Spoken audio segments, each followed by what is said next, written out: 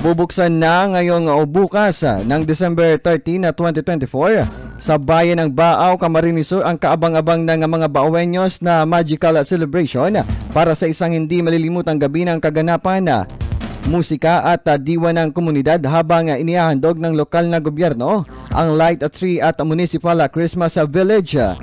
Sa ipinalabas na Facebook post ni Mayor Jeff Viseño, magsisimula ito sa isang makulay na parada simula 5 PM na tatampukan ng Baaw National High School Drum at Lyre Corps at Baaw Cultural Street Dancers.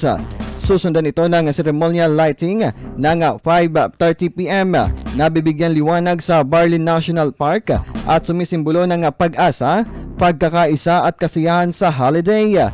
Kasabay nito ang pagtatanghal ng LGU Cultural Performers, Baaw Children and Youth Choir, BCC Performing Arts, Mr. Brent Botor at BNHS GSP and Choir. Bukod dito anya ay matitikman ang iba't ibang paninda sa Bancheto na kung saan ay nagsama-sama ang masasarap na pagkain ng bayan.